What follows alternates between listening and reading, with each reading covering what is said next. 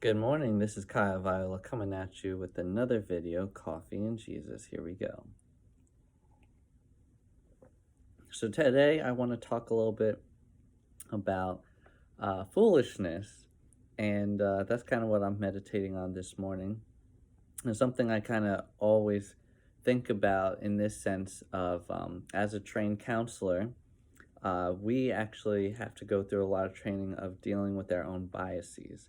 So we do a lot of self-reflection. And I would love that, what I've learned and trained in would be helpful for basically all people all over the world, because essentially we do have to check in with our subjective biases, and what we develop based on our culture, our bringing up, the influences and messages that we've received, because it all affects our perspective and the lens and framework of which our mind operates. And so that's what I love about the Bible and the Word of God, as it says, be not conformed to the world, but be transformed by the renewing of your mind. So I think every day we need a renewing of our mind. And it's very easy to get stuck in our thoughts and feelings on a daily basis. But I believe every day is a potential day of renewing our mind. What I do is I get a word and I latch on to that word and I meditate on it. So even all week, I took a certain word, I even shared that word with others, and I would meditate on it. And sometimes sharing it with others can help us too, just text by text. And I'll meditate on that thing. I want my mind to be expanded in understanding, but understanding is different than just knowledge. So we can get head knowledge of just knowing a thing, but then there's understanding is like a revelation of a thing, and a knowing, a deeper understanding and wisdom of a thing. So I don't just want knowledge, I want understanding. And that, I believe, requires meditation and also experiential knowledge. You experience something, and so now you have practical understanding of that thing. So one verse that came up for me as I wanted to share this video is talking about just foolishness, and so all of us can have the potential to be foolish in a lot of ways. Um, I believe because I think we naturally are can be egocentric in the sense we're just thinking about ourselves, or we're just kind of centered around ourselves in our story. And so that can actually give us a limited perspective. But God, it says in the word that God's ways are higher than our ways and his thoughts are higher than our thoughts. So we can trust God because he sees the big picture all the time. He sees the end from the beginning. So he knows everything. And so that's why I put my trust in him. And also knowing that he also wants to grow in you character. He wants to give you wisdom and revelation. He wants to give you knowledge. He wants to shape you. So I asked the Lord for help in shaping me and molding me, and I ask and pray for wisdom and revelation. So in Proverbs 18, 17, no, 18 too. The NLT says this: fools have no interest in understanding. They only want to air their own opinions. So what we deal with, and what I learned from psychology, is a thing called confirmation bias. And essentially, we will look for things that are biased to what we believe in. And so we also will only share what we think we know is what is right. And sometimes what we think is right is essentially just opinion. But sometimes we can conclude that our opinion is absolute truth, and we almost talk like that. We make these conclusions, and then all of a sudden that becomes your mindset and your framework. Your opinion became your truth, but that is not necessarily truth, that is your opinion. And so we all have some degree of bias in. But absolute truth does absolutely come from God.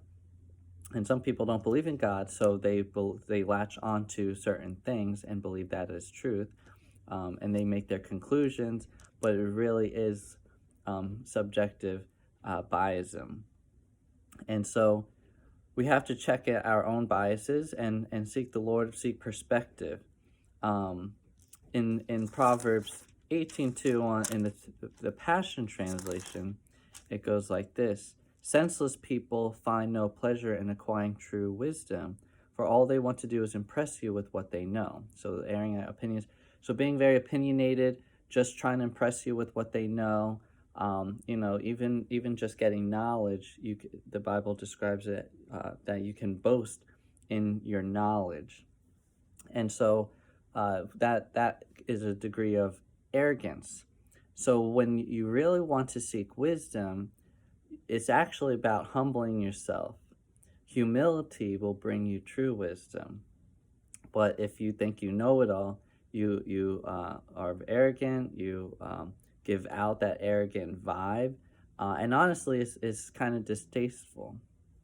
Um, so, so my encouragement is always stay humble, and just even if you know that you know that you know, you can share what you believe is true, but know that God knows what you know and He knows your heart. Um, but foolish people will be the ones that are kind of like really publicly speaking out as well. So I don't trust even a lot of sources of information that's out there because a lot of it is opinionated. For example, I think a lot of podcasting are people who are just speaking from opinions. I'd rather actually listen to a scientist that goes through the research and the statistics because I've read science and I've read the research, and that's why I like psychology, my studies at least, because I got deeper understanding, insight based on research and knowledge. In that sense, it was thoroughly conducted. It wasn't just opinion. I'm also led as well to Proverbs 15:22, and the other point is to seek out perspective from multiple people, but people that actually have acquired wisdom, that have a sense of wisdom, because then you'll just grow more wiser. It's very easy for everyone to have opinions. And sometimes you just have to kind of find the nuggets when people speak and grab a hold on those nuggets and kind of just like throw out the opinions. But Proverbs 15:22 says in the Passion Translation, your plans will fall apart right in front of you if you fail to get good advice.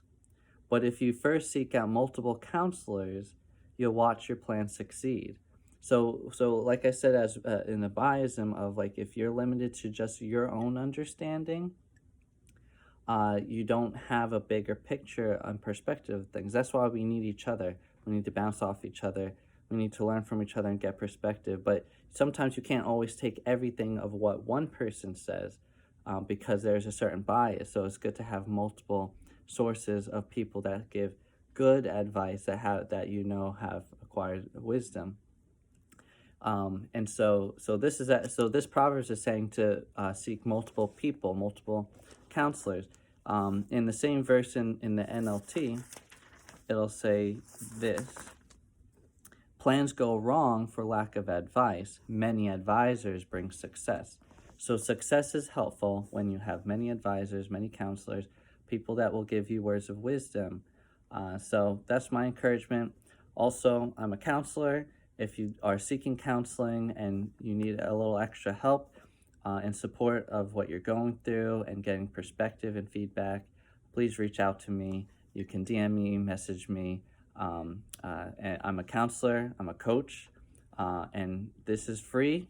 But if you want more one-on-one, just reach out to me and we can work something out. So God bless you. I hope this encourages you, and I'll see you next time. Coffee and Jesus. Peace.